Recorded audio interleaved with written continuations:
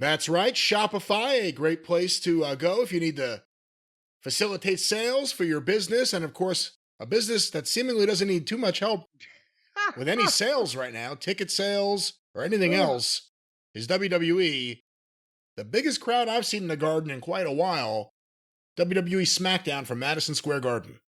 June 28th was the date. As you mentioned, the Garden was the place, and they had the small wraparound video screen they could put down at that in the lower bowl where that's not even seats to begin with. I think that's just that entrance way to the back, right? So they didn't cover up any seat. 19,701 is what they announced. You would think they were pretty close to it. I don't know what their methodology is these days, but it was sold out. They couldn't sell you a ticket. They were all gone. Let me ask you a weird question, and it looked great. It looked great. But it also looked like any building, not just Madison Square Garden. There was a pretty distinct look to wrestling from Madison Square Garden. There was always a pretty short walkway from the back to the ring. What did you think? I've never seen a longer entranceway in Madison Square Garden than they had here for the show. What did you think of the look of it? Well, see, normally they've got that big stage because even though they're in the Garden, they're not using the whole thing. So the entranceway is shorter because they're not walking. The stage is on the end rather than the side, but no, but I'm saying it was shorter. Walking all the way. It was shorter going back to when they moved into the new Garden. WrestleMania 10, house shows back in the day, old time television tapings, the way they used to do it. You would come out the side entrance, and it was just a very short walk to the ring. That dated back to where there was no TV from the Garden. They just did house shows, and they wanted to get the heels back as quick, the shorter route as possible, so they can go through the people. And that's the way it was always kept. And when you went through the short or down the short aisle to the side and went through that entranceway through the seats that everybody's seen on WrestleMania 10 or any of the 80s tapes, you were immediately in the hallway where the locker rooms were. Whereas coming from the end, you got to go all the way hell and around to get the goddamn down there to the gorilla position, and etc. And that's more of the area of where that's why you saw them walking straight from the SUV through to gorilla, because that's where the ramp is, where when you pull in from the street, you can drive all the way up to the floor of Madison Square Garden, but it's at the end. Does that answer any of your questions?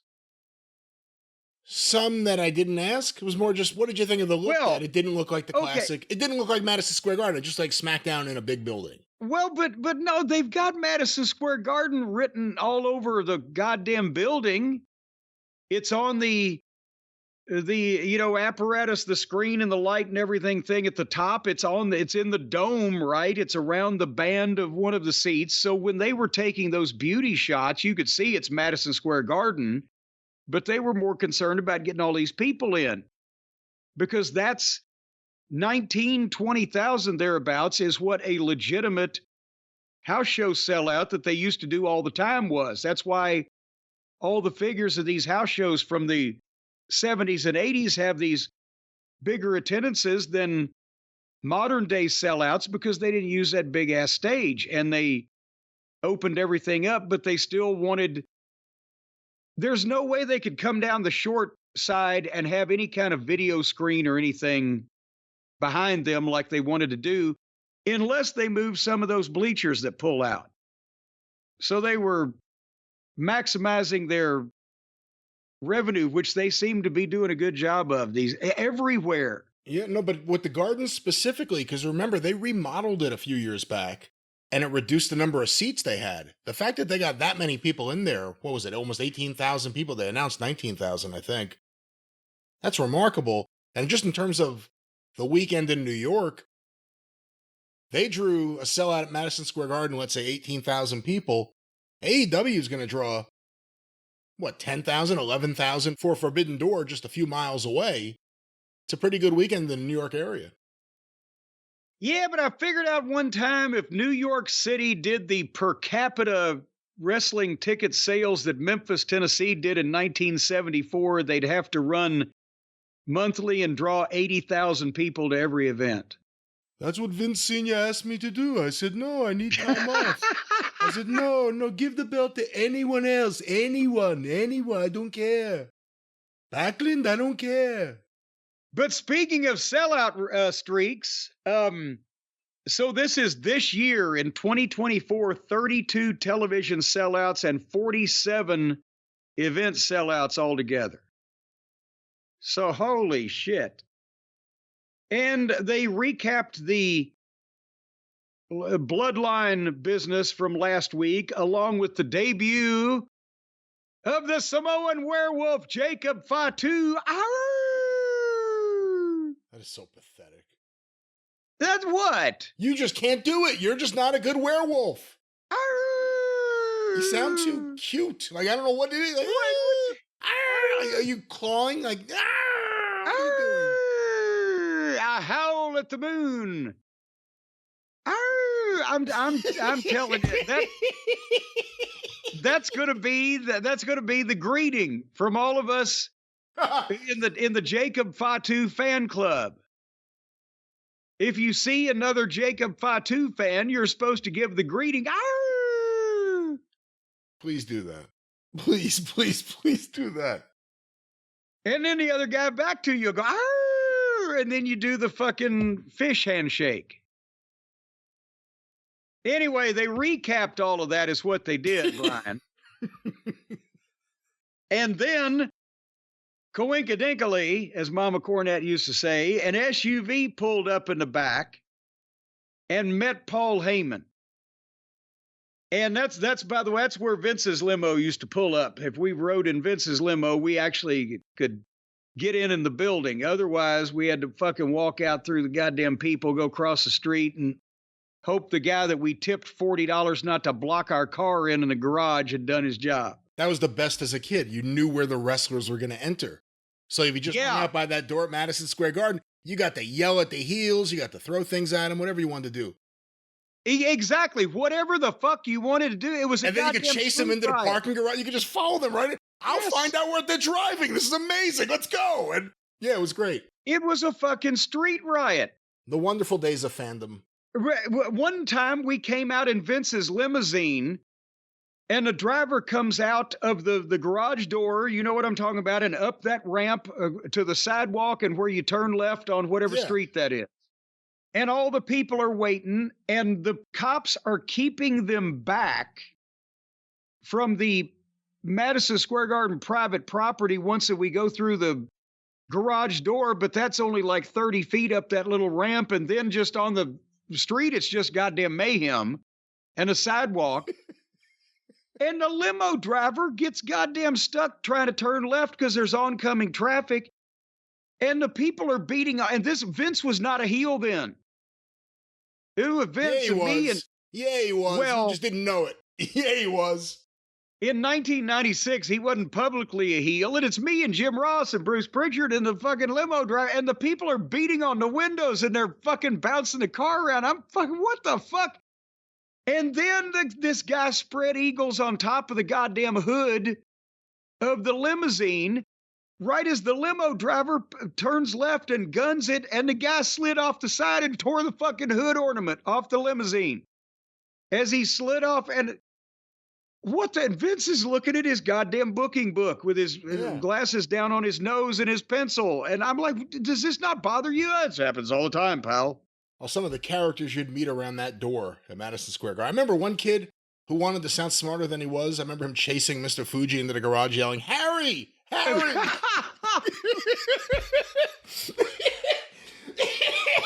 It's like he didn't get chopped in the throat. Fuji would have cooked his dog. But anyway, but now at modern times, you just pull in unmolested. And it's Solo and the Tongas in the SUV, and they meet Paul Heyman. And he respectfully. And Paul was great in it because I guess they said that did he stay up all night to prepare for this because his eyes were red and looked like two piss holes in a snowbank, and he hadn't shaved in 3 days, and Yeah, I he's mean, all unkempt.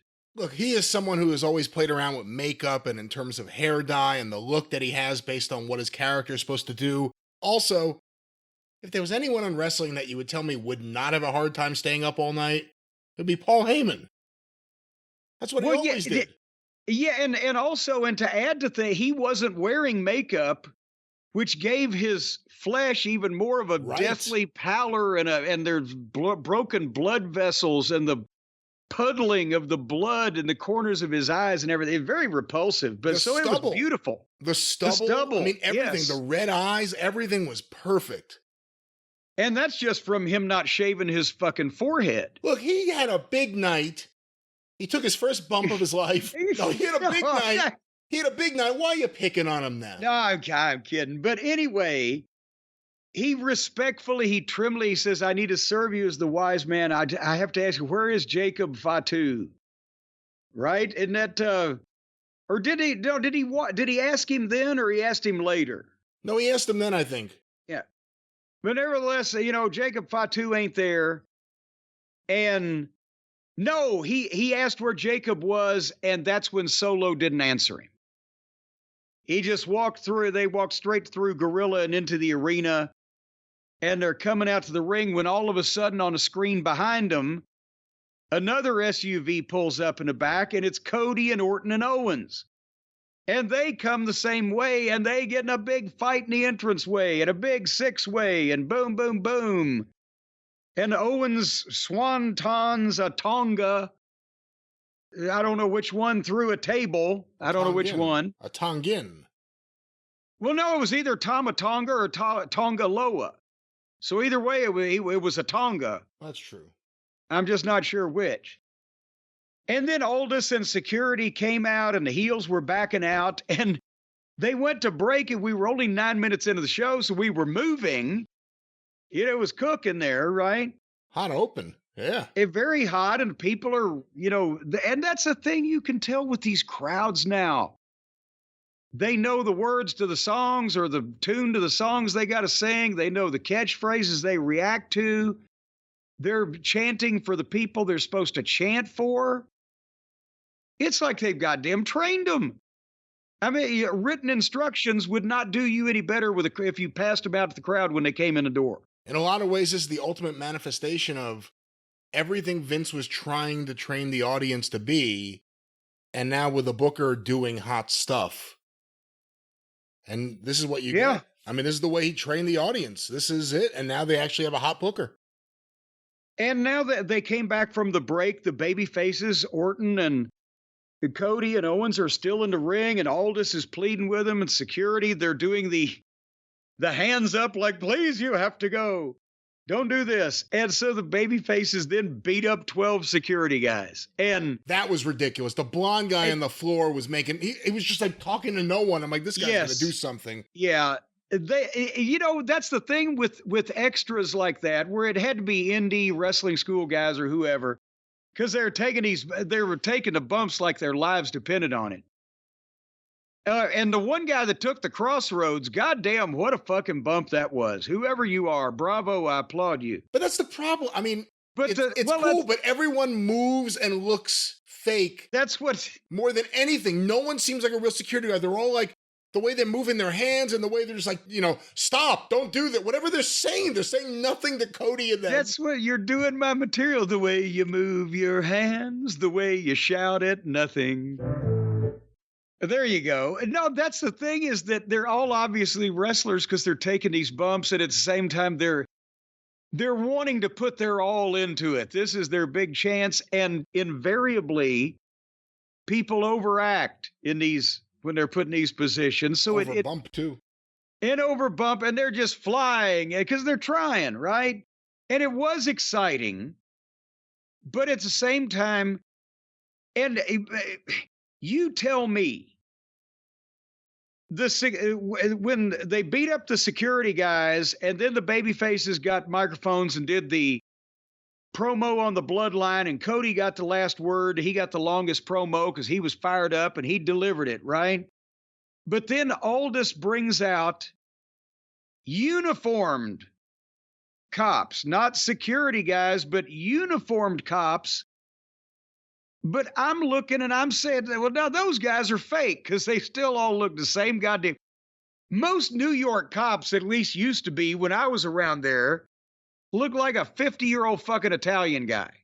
Well, I wouldn't say that's most cops. It's a younger police force now, but every one of those guys looks so clean and fake, like the security guards, that I was waiting for them to take bumps, and it never did. Well, but see, here's the thing. The uniformed people, but they were holding their hands on their hips like they had guns, but they didn't have guns. And I'm looking. I didn't even notice that. I'm seeing. Yeah, it's like, you know, we'll give them the impression we're going to draw at any point. Draw what? Draw a picture with the pen in your pocket. I don't. But also, they looked like they were wearing New York PD patches, but they didn't have like actual badges. Yet when they went to the back, because they're kicking the baby faces out of the building, and then they go to the back after a break again, and it looked like they may have had a couple of real cops with a legitimate badge mixed in that group. But they all looked a little suspicious, and the point I'm trying to make is, apparently, New York, the NYPD, restrictions, regulations, they apparently have cracked down on their cops doing shit, because you remember in the 60s, 70s, the 80s, it would be the real uniformed cops that were doing security around ringside that occasionally, not often, but occasionally would get in the ring and break guys up, right? Oh, Remember? One of my favorite last examples of it happening in the Garden, actually, same building, when Roddy Piper hit Lou Albano with the record while Dick Clark's standing there. And then Cyndi Lauper grabs his foot and he kicks and she goes with the foot. A cop hits the ring. This guy must have been 55 years old. And he hits the ring and he's just like, come on, I gotta go. Whatever he says, he doesn't do anything. But you can tell he's a real cop who knew, I can't let this stand, that he hit the ring. And then he didn't have anything. He wasn't going to shoot Piper or anything. Well, but now remember, what was he going to do? What was he? Get out of here. Well, go. Now, think about this, though. Now, you never know about these reactions. So was he going to do? Shoot him? Remember that time in Louisville? It's on video. Time, yeah. Yes, Christmas time of 79. Lawler and Jimmy Hart are kicking a shit out of Ken Lucas in the middle of the ring, and they've wiped the referee out. And again, this exists on video. I've got it. I'm the one that recorded it off the TV show the next week. This guy rolls in, this fan, Mark, rolls in and gets on Jimmy Hart and starts wailing on him. And the cops, the real cops, hit the ring and pull that guy off and throw him over the fucking top rope on the other side of the ring, get him out of there. When Jerry Jarrett slides in from the other direction in street clothes to make the save that he's supposed to be making, and one of the cops turns around and sees another guy in street clothes sliding in the ring and grabs his gun. And you see him almost draw, and then he's, I see the blonde hair. And he turns around and goes about his business, jacking this other guy. And it's like, what the fuck? But nevertheless, that didn't happen here. But I was going to say, you remember the famous pictures in all the magazines when they had the Shea Stadium match with Bruno and Pedro Morales. They, as an angle, that was a babyface match, but George the Animal Steel tried to run in because he was fucking with both of them and break it up or fuck it up or whatever. And they actually have cops with guns, badges with the nightsticks around his neck, dragging him off the fucking field. And the picture was in all the magazines. People who were there said it was the highlight of the match. Exactly. So anyway, at some point, these cops have said, hey, we ain't going to work with you anymore. This is hoo-ha. But so now the top three baby faces in the company are out of there. Orton and Rhodes and Owens, oh my, have been booted. And then we got Tiffany Stratton versus Candy LaRue versus Jane Cargill. Or is it Jade? I don't know. She might be back to Jade. Her name is now. Jade. It is Jade. Well, I gave her Jade when she started looking good, but I was curious about how she was going to do in a three-way because they are obviously over choreographed usually and hard to execute if you're green. And she's been coming along there, but this was going to be a test. And Tiffany is green and Candy is the female equivalent of Pockets. She's just a mascot here. She looks like Tiffany's delinquent sister in middle school or whatever. But I know it was obviously worked out step by step, but they went through it kind of by rote, didn't they? Just from one thing to another, and however it was landing, they just move on. Did you pay any attention? Very little, just because that's not what SmackDown's not for the matches, it's for the angles. Well, yes, this was a little rough because they were doing the three-way stuff with a lot of greenhorns. But finally, Jade took a bump to the floor and Indy showed up and ran her into the post. And then Bianca chased her off and Tiffany moonsaulted Candy 1, 2, 3. And the refrigerator was watching and applauded. So now we're up to date on all those people, right? So then we were back in the back with Solo and Paul Lee. And Paul, he tells Solo that all the baby faces have been kicked out. And he says, please let me serve you as the wise man. I need to know, what are we doing tonight? And where is Jacob Fatu? And that's when Solo said, hey, I listen to you, wise man. He's too dangerous. Jacob's not here. You're my wise man, and we're going to make it official tonight. Dun, dun, dun, dun. So this is all they need. People are hanging on this, every goddamn word.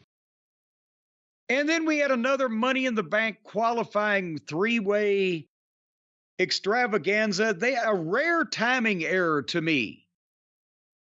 They started this, they were Escobar against LA Knight against Logan Paul. They started the guys coming to the ring at least at about 5 minutes to 9, but they got the thing started and went to break at 9:01. And I wouldn't have done that because, it's still only 1 minute late, for fuck's sake. People might still be making their mind up. But nevertheless, was your screen going to black at various points in this program? We have brought this up in the past, but it really was annoying me this week, where either the sound dropped out at different times or the screen just went to black or flashed black. I'm not exactly sure what the issue is. It must be Fox. Well, it is Fox because you can still see the live bug over the black screen, so they're not losing a signal. But the thing is, I could understand when they were trying to audio mute shit out of holy shit or you fucked up. And I can understand if they flashed on a sign that was inappropriate or somebody's given the double bird or whatever. But these have begun to be long, not flashes of black, but longer stretches of black. Sometimes when there's not an obvious chant going on. And yeah, see, that's the thing. In the past, you had good points. You're like, oh, there was a sign. I'm like, okay, it's happening now for no reason. Well, there's some reason. And is it Fox getting more strict about what somebody's saying or what something looks like? And this is not the QR code for the Wyatts or something intentional. It's just ruining your train of thought when you're trying to follow a promo, right? Or some statement that's being made that you can't. So is it because they're lame ducks on Fox now at this point? And Fox doesn't give a shit. But but it doesn't answer what it is. Like, what is causing this to happen? Well, it's got to be something that's either being said, shown, or done in some fashion, doesn't it? I thought that until this week's episode, because it was so frequent that it seemed like it was, you would think it was a technical problem, but it isn't. It doesn't seem like it is. Well, somebody out there needs to let us know what the fuck's going on so we can delay that information out to the people. But nevertheless, it was especially noticeable in Logan Paul's entrance a couple or three times that he cut a promo and part of it made air. And then he brought out, well, I'm just telling you. You're right. Yeah. And then he brought out one of the Indiana Pacers, Tyrese Halliburton. I've always enjoyed this guy's suitcases. And that went black for a while. And then it was established, I guess, Tyrese was out there with him. And then it was a three-way match, right? But I'll tell you, LA Knight, instead of the deal where he leaps up and hooks the guy for the top rope superplex, he did it for a top rope belly to back with Logan Paul sitting on the ropes and Escobar about to give him a Hurricane Rana off of him. LA Knight got up there with both of them and did that fucking belly to back. That was nice. And then finally, Logan Paul asked the Indiana Pacer for the Knucks, but another basketball player from up in your neck of the woods, what was his name? Jalen Brunson from the Knicks. Well, you guys are good friends. You've known him for a long time. He's a very good player. You guys just like that, tit for tat? I'm not commenting on our relationship. I'm just saying he's a very good player. Well, he stopped Tyrese Samsonite, Halliburton, from he's with the Pacers. You can make as much fun of his name as you want. Well, I couldn't remember it for a second because I haven't followed the pro ball in quite a while now. But anyway, the basketball players faced off, and Logan Paul was distracted, and LA Knight hit his finish on Escobar, and then Logan tried to roll up LA Knight, but LA Knight rolled through it 1, 2, 3. I think he had some tights, which would fit LA Knight's personality. So again, excellent, because they kept this thing moving, except when the basketball players were trying, but they're not natural performers in that line of work with timing and etc. But LA Knight beats Logan Paul, who is the U.S. champion, in his quest to be the U.S. champion. But it didn't really count because there was distress. Everybody that got beat or looked bad had an out, and LA Knight prospered out of this. So I like this piece of business. What'd you think? I thought it was all right, and I thought the stuff with the basketball players was good too, because it was just something that happened in that building. Those two teams playing in the playoffs.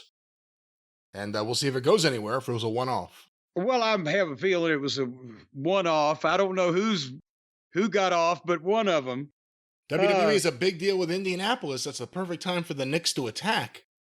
Well, yeah, and McAfee, it probably was a great way to get in with this guy from the Pacers because that's his hometown, et cetera, et cetera. And then the basketballers backed up their respective boys and had an argument, and the heels left. So, again, LA Knight was over like crazy in front of that crowd, and they hate Logan Paul, and Escobar, thanks for coming. But then did you notice, and it was very well done, what I'm about to talk about. It was very well done and very well edited. The Sika video, and certainly called for.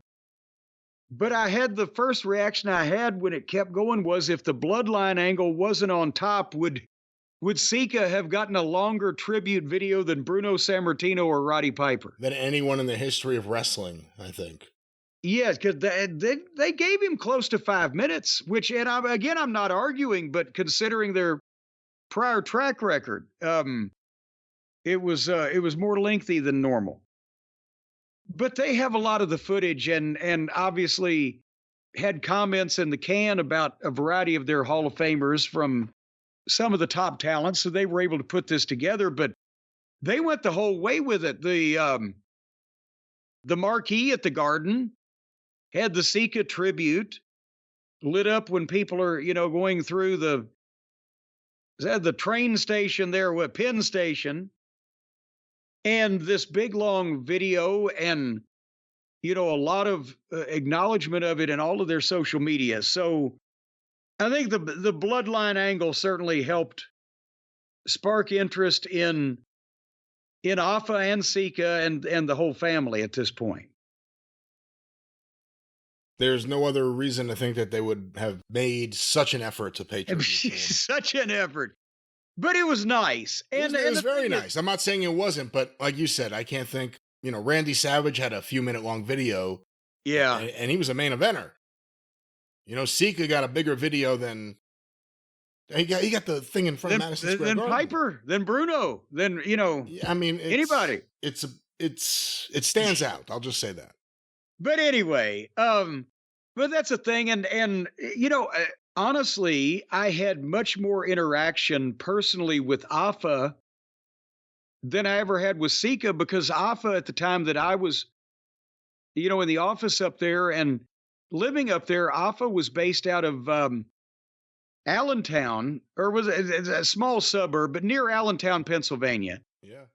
And whereas Sika had already moved back in the 80s to Pensacola. So I'd met Sika a few times, but again, Alpha's the one I had more interaction with. And he's been in ill health over the past few months from what we've heard. So with back surgery and some other things. So I hope he's doing well.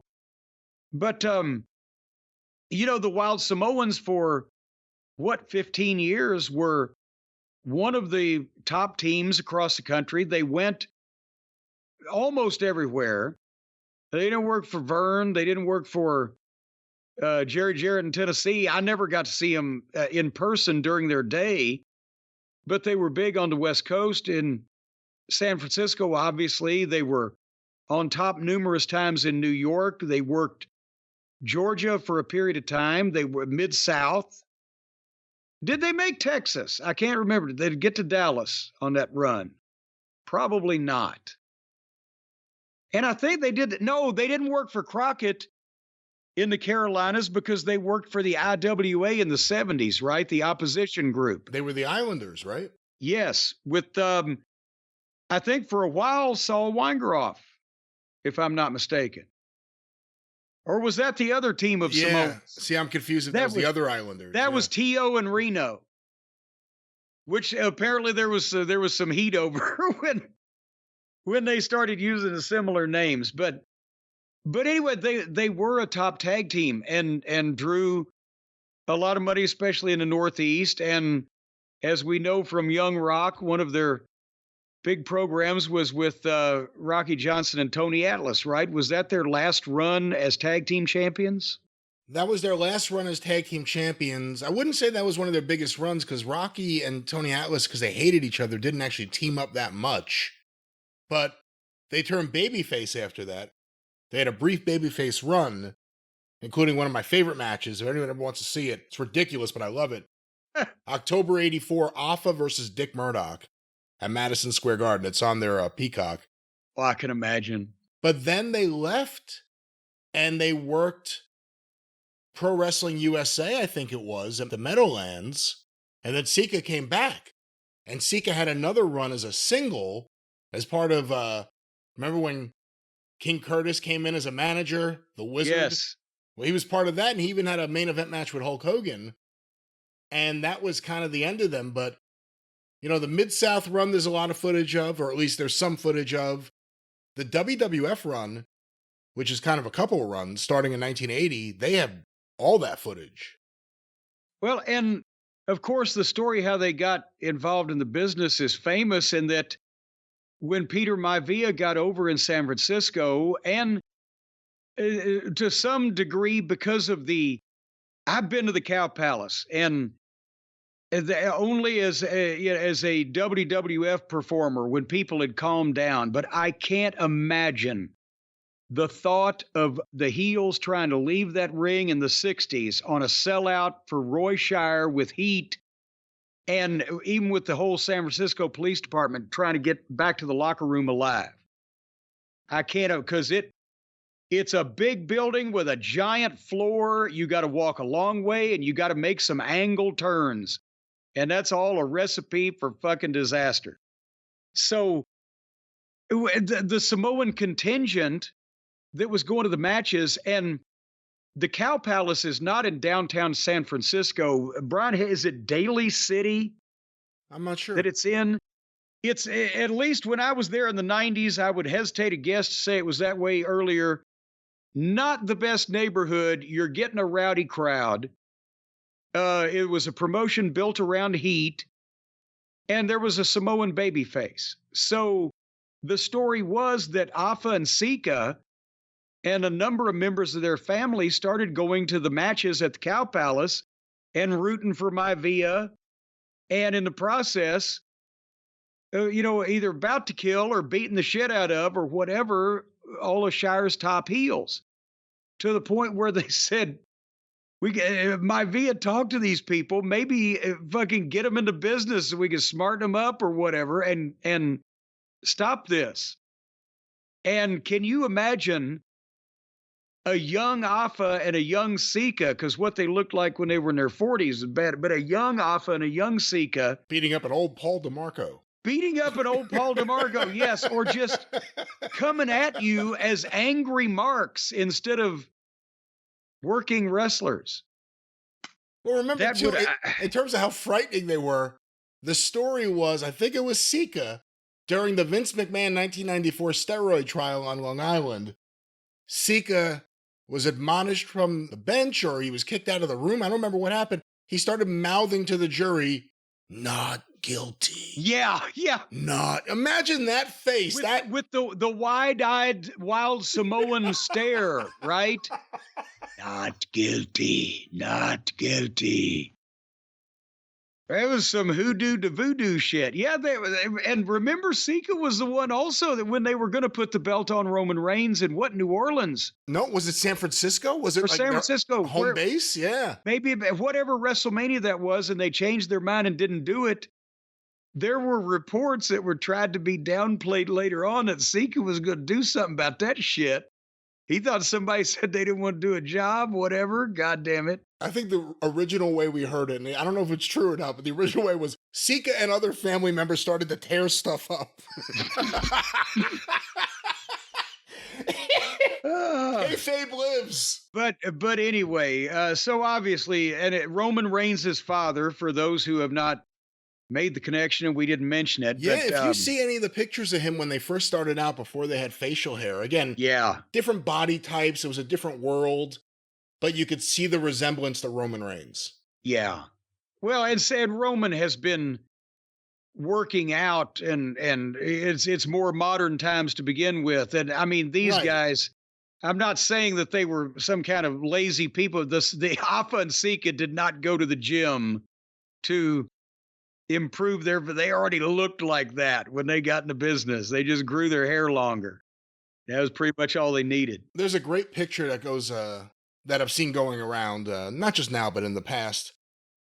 And it kind of encapsulates that era of WWF as things went national. And it's like outside the TV taping in Pennsylvania. It's Afa and Sika with no shirt on, and Lou Albano with his shirt open and the biggest belly.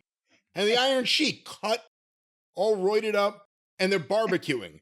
They're cooking like burgers. And I'm like, that like sums up an era of WWF right there. Lou Albano and the Samoans barbecuing. And who knows who they were barbecuing.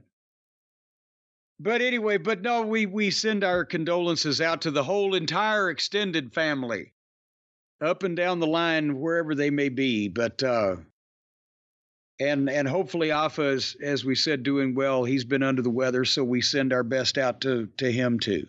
Them with Captain Lou was a winning combination. Captain Lou, actually, body type resembled them, and he may have spoken English just almost as coherently as the wild Samoan savages. See, that's a great era of Lou Albano, because if you watch if you see any photos or any video even of when he first started managing, he was kind of dressed respectfully. By that point, he was such a slob, he would take on the personality of whoever he managed. So he managed the Moondogs, starts dressing like a Moondog. He manages the Samoans, starts dressing like the Samoans. He managed Fuji and Saito. He starts coming out there with a headband on and a jacket. So it was a fun period for Lou Albano. Him and the Samoans, though, on and off for, 4 or 5 years there, were a big combination up here. Yeah, but boy, when he started managing that girls' team, what he wore then, oh my gosh. Anyway, Speaking of the girls, Indy Hartwell wrestled Naomi, wrestled Blair Davenport in one of the women's. Who looked exactly like Jamie Hayter. When she came out there, she had a hood on. You just saw like the hair color, like the one, light color and the one dark color, and you saw her face, and it looked like Jamie Hayter. And then it wasn't. And it made me go, whatever happened to Jamie Hayter? Whatever happened to Randolph Scott? Riding the trail alone. Whatever happened to Gene and Tex and Roy and Rex and the Durango Kid? Whatever happened to Murray the K? Murray the K. Murray Kaufman, was it not? Very good. Wow. Very, very good. Boom. Impressive. I have his book. Me too. What is it? What it is? It's It's like a very thin white book. Very thin white book, just like the person himself. He was the fifth Beatle. You can't really speak disrespectfully about him like that. Well, being thin is not being disrespectful. You ever see the movie? It came out, I think, 79, 80, so it's right in your range of like when you would have been hanging out. I may not have been paying too much attention to the movies I was seeing back around 79 or 80. I was just in the theater in the dark. I Want to Hold Your Hand, when they made the movie. Well, I was doing more than that. They made the movie about the Beatles' first trip to America from the point of view of the fans trying to get into the Plaza Hotel. Well, I Want to Hold Your Hand was made in 1964. No, not the song, the movie. There was a movie documentary of I Want to Hold Your Hand called I Want to Hold Your Hand. No, it's not a documentary. It's a movie. It's a Robert Zemeckis film. Oh, so the Beatles weren't really in it? No. No, I never saw it. You should see it. You would like it. Well, and if the Beatles aren't in it, why do I want to see it? Their music is in it, and people if they couldn't even be bothered to show up to their own movie. People who resemble them. Well, you could say that about AEW. Their own movie. It takes place in 1964. The movie was made in 1979. Well, they shouldn't have taken so long. The Beatles had other shit to do by then. Back to SmackDown. See, you just proved my point. So we go back to SmackDown. And again, here comes the Bloodline and Paul E to the ring, and it's blacking out again, the picture. Because Fox is mad at something, I don't know. And when it came back on, Paul had just started speaking. But he barely got anything out when Solo holds his hand out for the microphone, and Paul registers shock. And the people go, ooh. And then they already start chanting, we want Roman. We want Roman. Oh, this thing is made already. It's made. Roman Reigns has gotten over more than anybody in AEW by just not being there. It's like Sting. He was never more interesting than when he didn't wrestle. Well, I mean, yeah, I don't know if I'd phrase it that way in this particular. When he just stood around and watched like the rest of us, he was never more interesting than that. Never more interesting. You got me there. But I think Roman will pick things up. But anyway, Solo starts to talk and he gets booed big. And he immediately introduces, what did we hear earlier? Solo had told Paul that Jacob Fatu was not there. Well, he introduces my enforcer. So we got the right-hand man. We got the notorious, the infamous, and we got the enforcer, Jacob Fatu, and they have given him. Did you see the difference in this entrance and maybe what we get for either one of the Tongas? He's got the ominous music. He got pyro. He's got a werewolf logo on the screen. And a big entrance, and down he comes, and he has dropped all kinds of weight. That may be why we haven't seen him yet. He's in great shape. Really made an effort. I mean, from what I saw him 5 years ago, he's 5 years older now than he was when I met him in MLW, and probably 40 pounds lighter, I bet you. And anyway, they went to break on his entrance. And we'll be right back. Oh, my God. And people are like, oh, shit, what's going to happen next on a fucking guy walking to the ring? They have broken this down so simply. So when they came back, all of them are in the ring, and Solo, it's the acknowledgement ceremony. And Solo tells New York City, Madison Square Garden, acknowledge me. And Heyman's over there just mortified. And he's covered his face, and he looks, as we said, just like shit. He's hair disheveled and not dyed, and no makeup, and stubble on his face, and his eyes are red. And then Solo has each one of them step up. My right-hand man, Tama Tonga, acknowledge me, and he does. And then my infamous, whatever, Tonga Loa, acknowledge me, and he does. And then my enforcer, Jacob Fatu. And you can already, he's got the personality. He came around, and the most personality of the acknowledgement was Jacob Fatu. He had the most fire to him. I acknowledge you. I love you. I love you. And then Solo turns to Paul. And he tells him, this is your chance. Don't blow this. And they bring out the red lei, the tribal chief ceremonial necklace that last we saw it was involved with the Rock and Roman, right? You think of Roman Reigns, and that's the big moment there where Heyman starts screaming, no! No! He looks, he's like, oh my God, where'd you get that? Where'd you get that? And Solo hands it to him and to Paul, and he says, acknowledge me as your tribal chief. And he sticks his head out for Paul to put the deal over him. And Paul now he's crying and trembling. And again, masterful. And he says, I acknowledge you. And he knows what he's about to do. Are not my tribal chief. And he throws the lei down, and the place blows. The biggest pop of the night. They have made biggest pop of his life in Madison Square Garden. The biggest pop of his life, yes. But they have made Paul Heyman a babyface. Paul Heyman, the most disreputable human being, is now the sympathetic figure. Is a genius. I told him when we did our thing, I said, Paul, you and Genghis Khan are the only ones going to turn me babyface, and now it's brilliant. So anyway, Solo spikes Paul, and down he goes. And then I know when he's laying there, that's when I saw that his stomach was at least 18 inches above his chest. Oh, stop it. When he was laying flat on the ground. 18 inches. Will you leave him alone? What are you talking about? At least a foot. Can you say it was less than a foot? Come on. I wasn't measuring, and neither was anyone else. All righty. Well, anyway. 18 inches above his chest. I'm just telling you, it was. And then Jacob Fatu goes to the top and does the diving headbutt, and Paul sells it in a trembling fashion where he looked like Jerry Clower somehow and retching.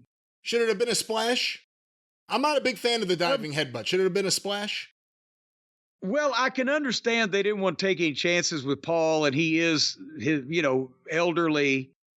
And maybe they wanted to save it for the next one. I think a splash, I would have not had a problem with Jacob Fatu splashing me. Any of the other ones, I don't know. But I'd have been okay with Jacob. But they do the diving headbutt, and then they drag Paul by the foot. He's just like a giant mattress that they're dragging around at this point.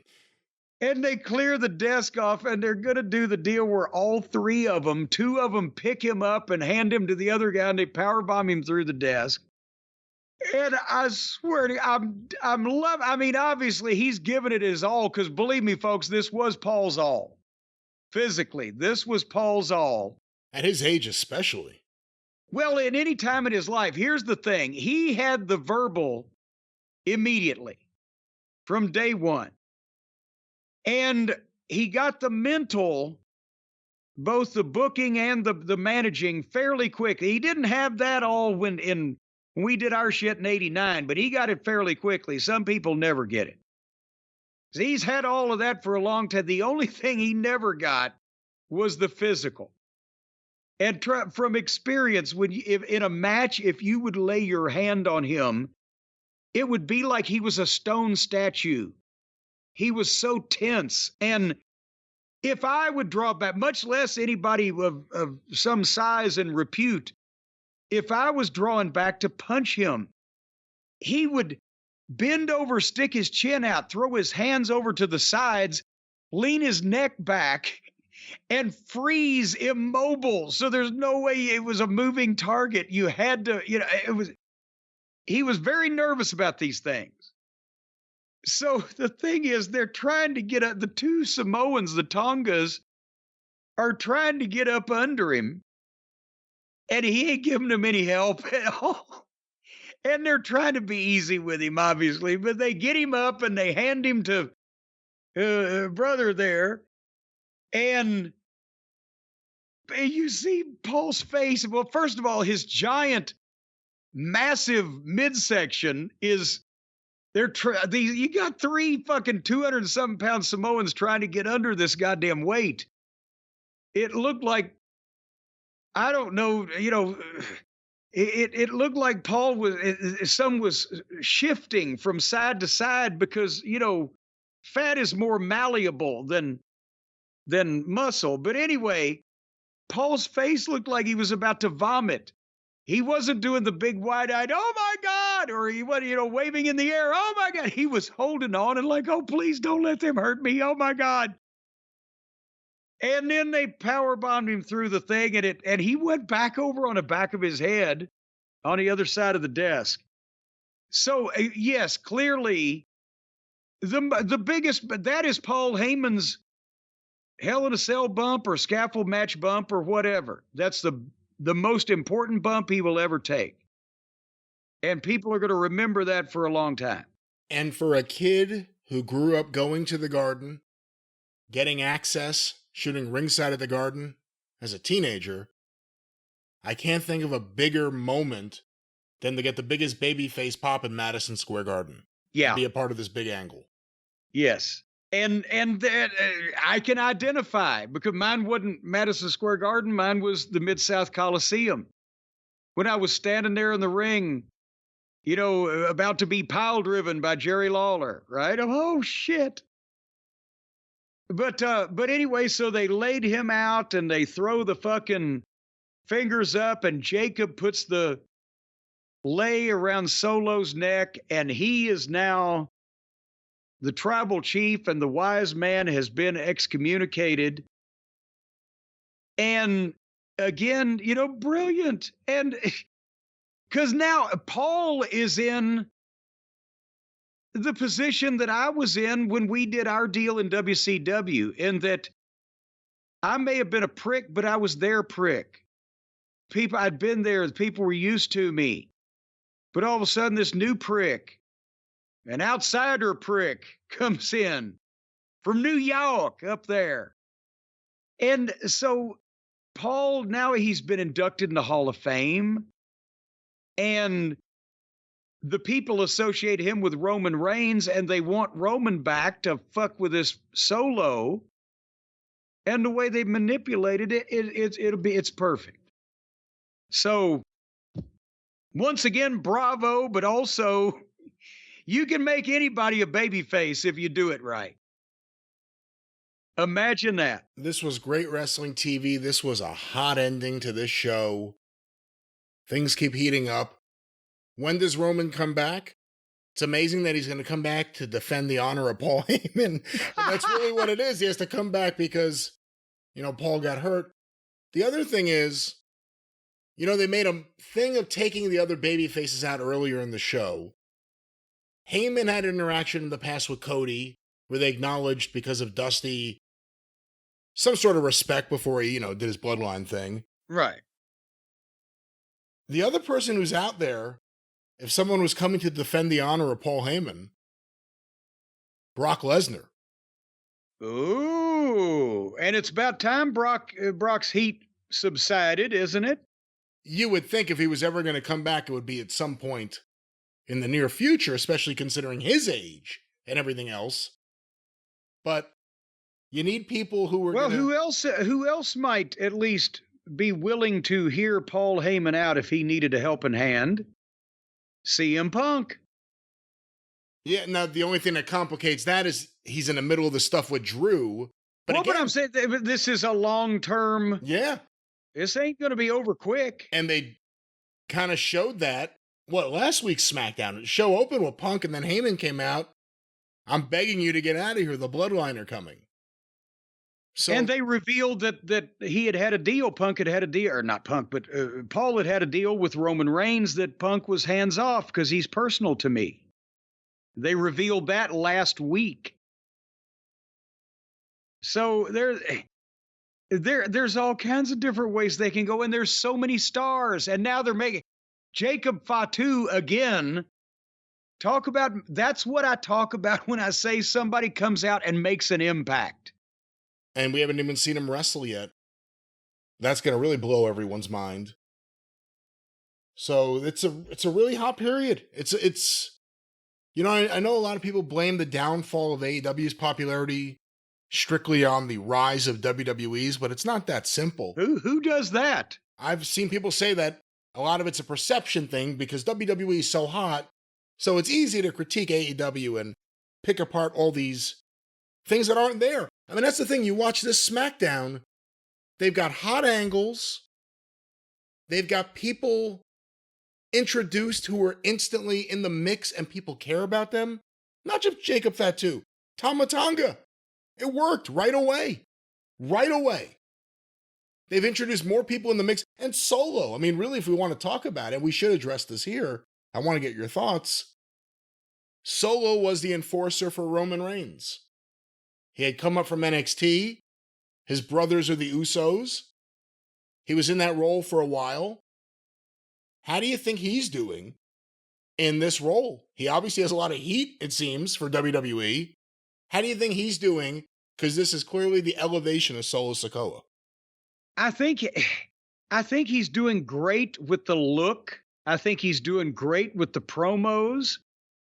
Remember, the thing we've said is his matches are kind of basic, but now that they're surrounding him with a group of these other guys that are either more experienced than he is, better workers or whatever, but he's got not only the cachet of having been given the spot, but also can probably do a leader of the group promo better than these other guys.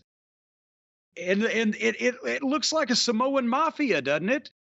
Kind of the gang that he's put together, these, international gangsters from around the world wearing these black leather gloves. I think he's doing great. And we haven't even seen Heckel yet, who's the giant of the family, and apparently there are a few other people signed, or there's something going on. It's going to be it's an exciting time to watch WWE. Who's going to be Solo's wise man? Well, is he going to have one? Does he need one? Or does he think he knows everything for himself? We see people, that's a very good point, because that's a way to play it, that he thinks he's smarter than he is, and that's what caused this whole problem. A lot of people online think it should be you. Well, and again, I have nothing against Solo. You said the one person you would come back to manage would be Jacob Fatu. I did say that, didn't I? We have the tape. Let's go to the tape. Jace, play the tape. No. What I said was, if I was going to come back to manage anybody, it would be Jacob Fatu. But I'm not going to come back to manage anybody. But honestly, this would be managing a whole group. And, well, I'm old and my bedtime is earlier these days. You get the promo against Heyman. Well, we'll talk about it later. I'd need to hear the money and the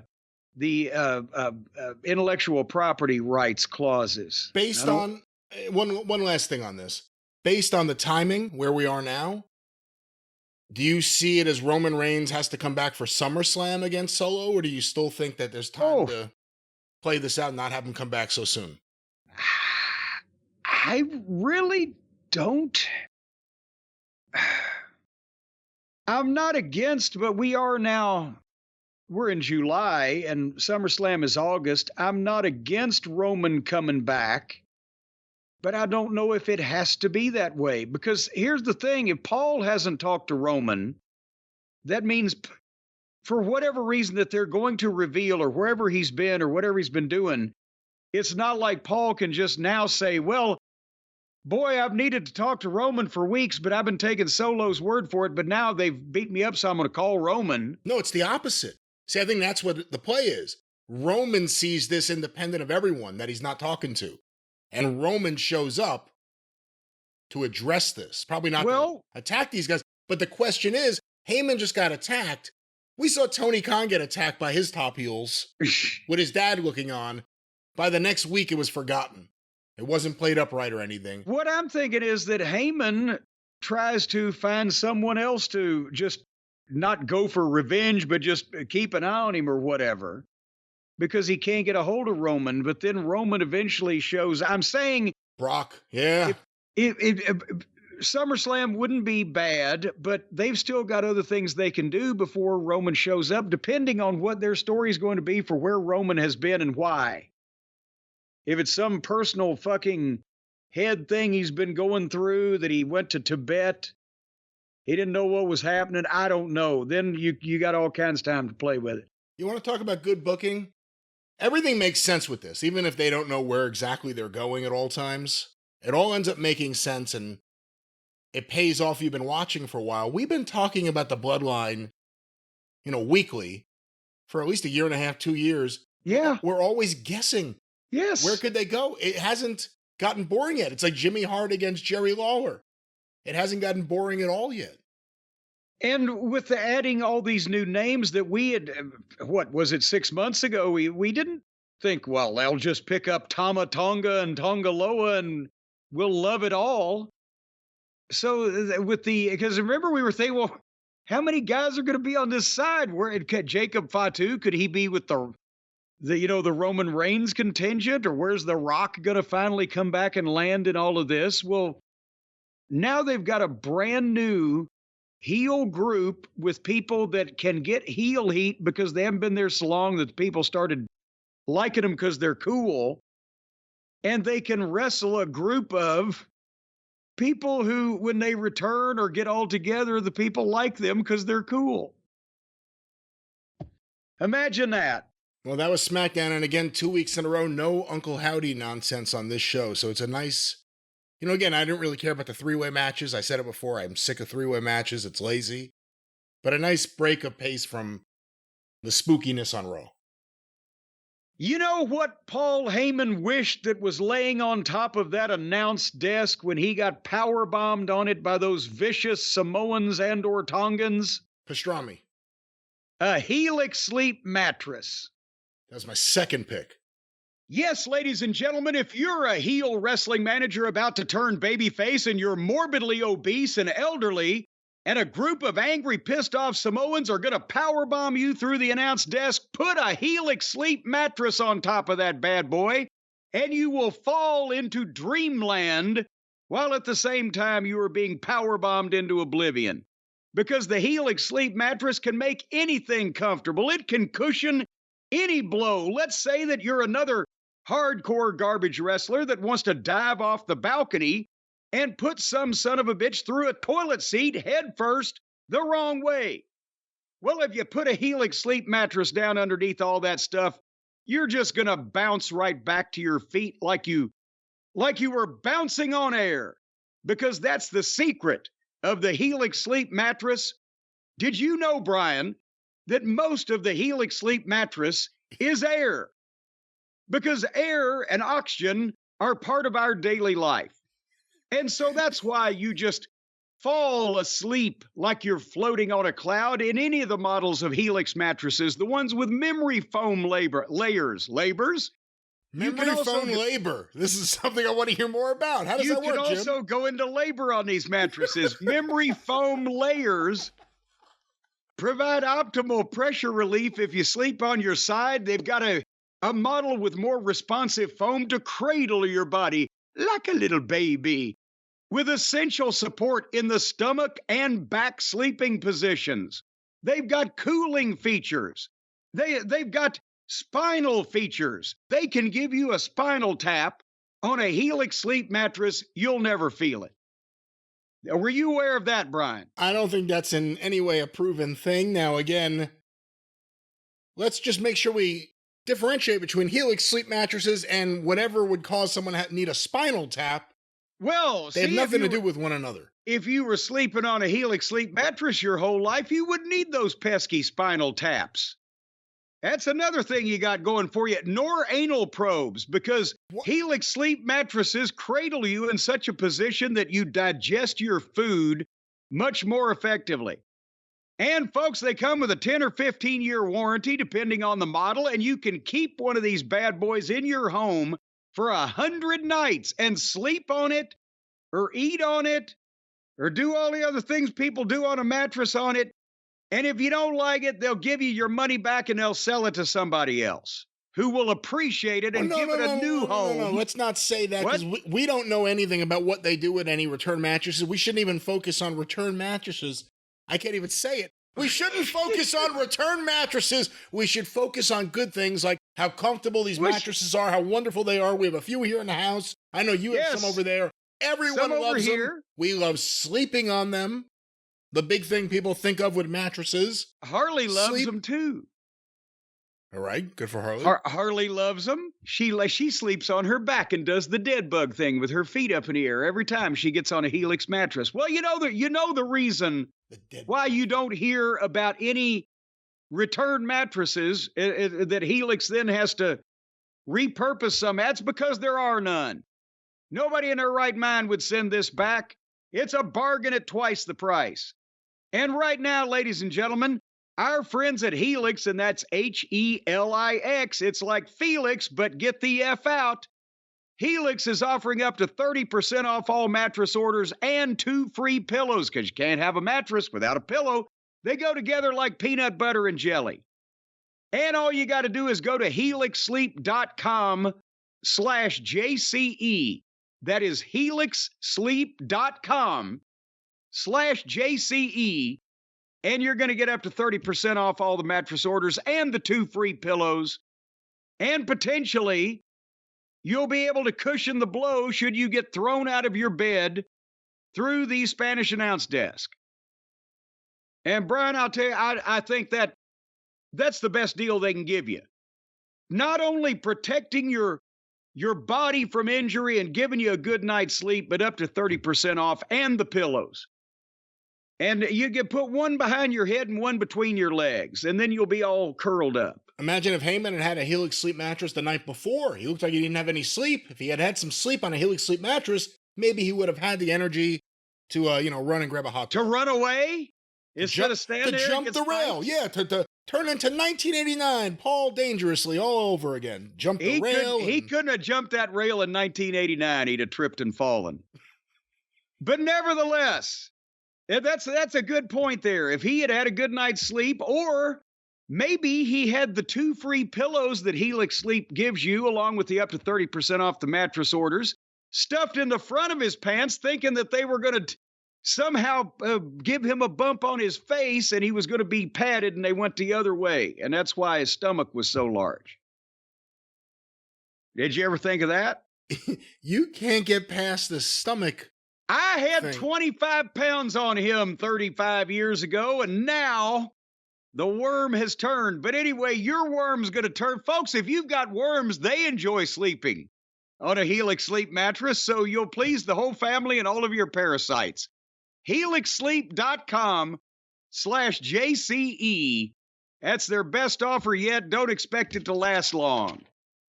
So that they're our longest running sponsor. We love them around here at Helix. We think about them every night when we lay around here at Helix. You said around here at Helix. You work there? We love them around here. Helix Sleep is what I was saying. We love them around here, and then I named the people that we love. Helix Sleep. We love them because we think about them every time we lay our little heads down for a good night's sleep, and you should too. I do.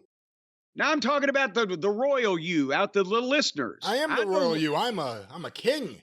I know what you're thinking about when you lay down and go to sleep. You're thinking about getting up early the next morning and screwing somebody. That's what you're doing. Again, I don't know why you say some of these things that you say. You're a capitalist pig. No, I'm not. Yes, you are. You're all about making money. You ought to join me down here in the fucking communist enclave I got going on here. We're distributing all of our wealth to each other. Harley's got something, she gives it to me. I got something, I give it to Stacy. Stacy got something, she gives it to Harley. What about Hotchkiss? Hotchkiss don't get shit. Hotchkiss is one of the workers. Isn't that how communism is supposed to work, Mr. Marx? You're supposed to give the money to the workers? No, we're giving the money to each other. We're sharing our wealth to each other. So it's private communism. Yes, it's private communism. That's why it's an enclave around here. But Hotchkiss don't get shit. I don't leave him anything but a loan.